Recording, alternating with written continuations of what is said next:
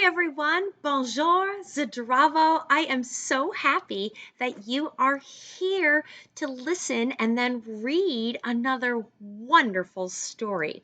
Okay, so this story follows on week 3, day 5 for INDLS, OLS, and also week 4, day 1. The lesson is 2.7 and 2.8. Okay, so that means a lot to my INDLS first grade fabulous and fabulous, but I know there are a lot of other wonderful friends who are listening to this story too, and I appreciate it. You can find this story, my wonderful learning coaches and kiddos, in the book K-12 Classics Junior Readers Volume A. All right, and the story is on page 10 to 25.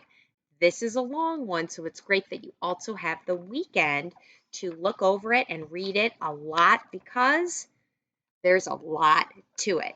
Okay, so the first thing we always do, remember, we're gonna talk a little bit about it. We're gonna do a picture walkthrough, and then remember, I'm gonna read the story, and I want you to look at those pictures and listen to me. So you got to listen with your ears and your eyeballs, and look at those pictures and start remembering kind of what you read. Think about the beginning, the middle, and the end. And also, what do you think the main idea of this whole story is at the end? And then what are some of the details? If you've been in class with me, remember we drew on the car, we made details. We had the stick figure that we put clothes and muscles and a face on as our details. And then some of us got to do a tree and we put all the leaves and birdhouses and swings, and then a tornado hit. And we scribbled all over the paper, but no one else heard me say that. Okay, so this story is called Medio Pollito. The LL, it looks like Polito, but this is Spanish. Okay, so you can say Polito. I will be saying Pollito. Okay, so Pollito. All right. Now, let's take a look at the book. Oh, first of all, my wonderful friends, why don't you go make sure you have your book? Okay, so you can pause the video and go get it. Okay, ready? Go.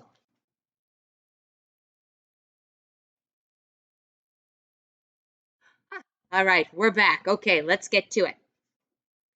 Looking at our book, member, page 10 through 25. So have that open. If I look on 10 and 11, oh, look, I see it looks like a mama chicken, which is a hen, and baby chicks, and then there's a chick there, and looks like there's only half of it. Now, the story is called Medio Pollito, the little half chick. Okay, so I wonder what's going on. They all look kind of surprised. Turn the page. Page 12, that chick is sticking his head up like, I got this. And look at page 13.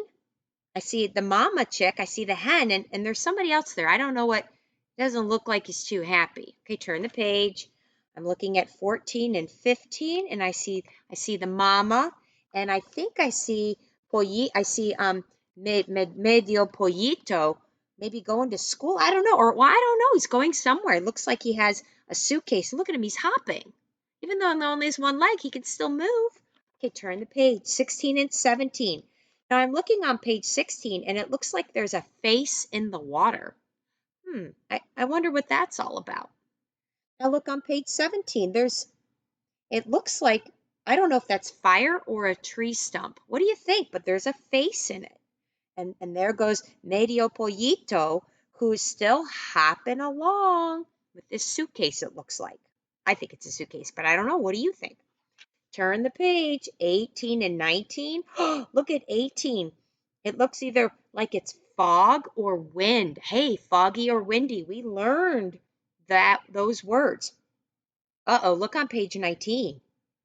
I don't think Medio Pollito is happy. Looks like someone's grabbing him. Oh no. Okay, turn to page 20. Oh my gosh. Are you looking at page 20? There's Medio Pollito, and it looks like he's in a big pot of hot water, and you can see the water and the fire have mean faces on. Oh my gosh, what's going to happen? This looks like an adventure story. Okay, page 22 and 23. Oh, whoa! Somebody just threw Medio Pollito out a window. Oh my gosh. It looks like he might be a chef. Can you see why? Look at his hat. And there's Win and Medio Pollito. I don't know, but something serious happened. Let's turn the page. Okay, so page 24, something happened. Looks like a weather vane where it tells the direction, and we're going to have to find out what's going on. Now, remember, this story is not true because we're going to find out that the animals talk in it, and animals can't talk like we do. And this story has a lesson. Remember when we read the one about the Little Dipper and the one before about the bluebells? I'm sorry, I don't know offhand, okay? Sometimes Miss Molinari makes a mistake. Okay, so we're going back to page 10. And remember, learning coaches and fabulosi fabulas, you can pause the video at any time and get those ants out of your pants, okay? Remember, they're not really ants in your pants. That means you have the wiggles, okay? So, and if you're listening and don't want to get up and move, you can wiggle your toes. You can wiggle your fingers as long as you're still following along and looking at those pictures, okay? And then after you listen to the video, and you may do it multiple times or have someone read it with you or to you, then I want you to go back and maybe follow along with the words as I read it. And I know that can be tough, especially in a long story. And then after you've practiced a bit, maybe reading with your learning coach, see, learning coach, can you point out a couple of words if this is a tough reading passage for our kiddos to maybe know some with short vowels, maybe some words that have that long silent E at the end that makes the vowel say its name. Okay, here we go. All right, this is a long one, so remember, you might need to pause it and get those ants out of your pants. Yo te amo. Medio Pollito, the little half chick. Once upon a time, there was a pretty black Spanish hen. Now this hen had 13 baby chicks. They were all fine, plump little birds, all except one.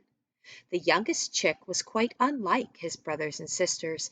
Indeed, he was a strange, odd-looking creature. His mother could scarcely believe her eyes when he first chipped his way out of his shell. He was so different from the 12 other fluffy little chicks that nestled under her wings. This one looked as if he had been cut in half.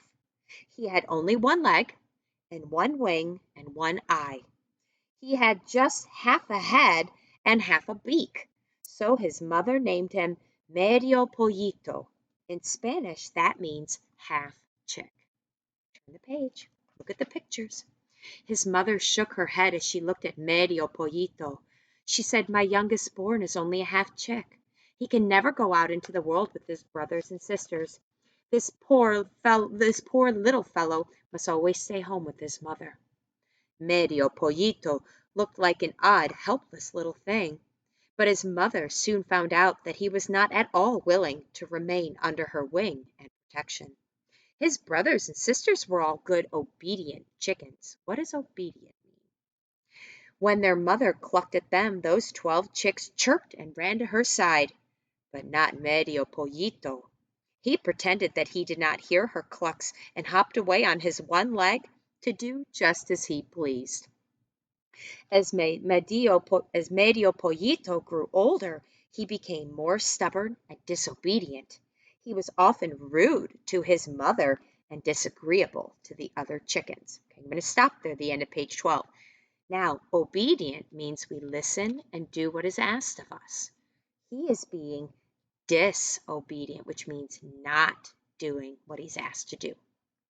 Page 13. One day he had been out roving longer than usual in the fields. On his return, he strutted up to his mother with the peculiar little hop and kick that was his way of walking. Medio Pollito looked at his mother in a bold way with his one eye and said, "Mother, I am tired of this life in a dull farmyard, with nothing but a dreary field of corn to look at. I'm off to Madrid to see the king." Turn the page.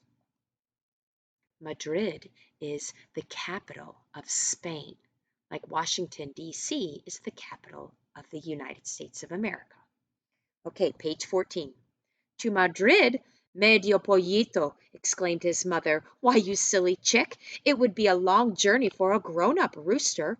A poor little thing like you would be tired out before you had gone half the distance. No, no, stay at home with your mother. Some day when you are bigger, we might make the journey together. But Medio Pollito had made up his mind. He would not listen to his mother's advice, nor to the pleading of his brothers and sisters. What is the use of our crowding each other in this poky little place, he asked, when I have a fine courtyard of my own at the king's palace? I might ask some of you to come and pay me a short visit. Then, scarcely waiting to say good-bye to his family, away he hopped down the high road that led to Madrid. His mother ran after him, calling out, "Be sure that you are kind and polite to everyone you meet." But he was in such a hurry to be off that he did not wait to answer her. He did not even look back. I'm going to give you a hint that might be important in this story. Be sure that you are kind and polite to everyone you meet. Okay, turn the page, page 16. A little later, as he was taking a shortcut through a field, he passed a stream. The stream was choked and overgrown with weeds, so its waters could not flow freely. "Oh, Medio Pollito!" it cried as the half-chick hopped along its banks. "Do come and help me by clearing away these weeds." "Help you indeed!" exclaimed Medio Pollito. He tossed his head back and shook the few feathers in his tail. "Do you think I have nothing to do but to waste my time? Help yourself, and don't bother busy travelers. I am off to Madrid to see the king." Then away went Medio Pollito, hoppity-kick, hoppity-kick. Page 17. A little later he came to a fire that had been left burning by some travelers in a wood. It was burning very low and would soon be out. "Oh, Medio Pollito!" cried the fire in a weak, wavering voice as the half-chick approached. "In a few minutes I shall go quite out, unless you put some sticks and dry leaves upon me. Do help me, or I shall die." "Help you indeed," answered Medio Pollito. "I have other things to do. Gather sticks for yourself, and don't trouble me. I am off to Madrid to see the king." Then away went Medio Pollito, hoppity-kick, hoppity-kick. I don't know what to think about this half-chick. Page 18. The next morning, as he was getting near Madrid, he passed a large chestnut tree. There the wind was caught and entangled in the tree's branches. "Oh, Medio Pollito!" called the wind. "Please climb up here and help me get free of these branches. I cannot get away, and it is so uncomfortable." "It's your own fault for going there," answered Medio Pollito. "I can't waste all my morning stopping here to help you. Just shake yourself off and don't bother me, for I am off to Madrid to see the king." Hoppity-kick, hoppity-kick, away went Medio Pollito in great glee, for the towers and roofs of Madrid were now in sight. Page 19. When he entered the town, he saw before him a great splendid house, with soldiers standing before the gates. He knew that this house must be the king's palace, and he was determined to hop up to the front gate and wait there until the king came out. But as he was hopping past one of the back windows, the king's cook saw him. "Here is the very thing I want," the cook exclaimed, "for the king has just sent a message to say that he must have chicken broth for his dinner." The cook opened the door and stretched out his arm. He caught Medio Pollito and popped him into the soup pot that was standing near the fire. Turn the page, page 20. Oh, just look at that picture while I read. You look at page 20, I'll look at page 21. Oh, how wet and clammy the water felt as it went over Medio Pollito's head. The water made his feathers so wet that they clung to his side. "Water, water!" cried the half-chick. "Have pity upon me, and do not soak me like this." "Ah, Medio Pollito," replied the water, "you would not help me when I was a little stream away on the fields. Now you must be punished." Then the fire began to burn Medio Pollito. He danced and hopped from one side of the pot to the other, trying to get away from the heat, and at last he cried out, "Fire, fire, do not burn me like this, it hurts." "Ah, Medio Pollito," answered the fire, "you would not help me when I was dying away in the wood.